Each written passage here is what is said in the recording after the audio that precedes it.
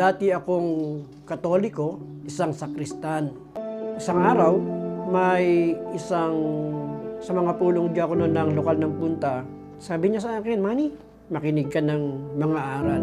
Hindi ko alam kung anong pumasok sa akin, pero sumama agad ako.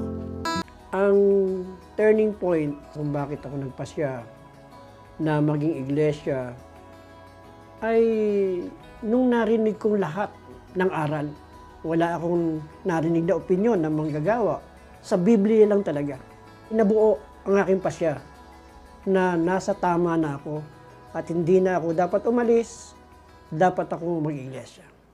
Ang pinakamalaking pagbabago sa buhay namin, sa pamilya, ay yung mga anak namin hindi na nalilito. Sapagkat lahat kami ay sa iisang relihiyon na lamang sumasamba. Kapag nga may dumadaan sa amin na mga suliranin, hindi kami nangangamba. Tiyak na may solusyon, magpanata lamang kami, manalangin. Pagka kami ay may kailangan o may binabalak, ang una namin ginagawa, nagseset muna kami ng panata bago kami magdesisyon sa kahit ano pa man.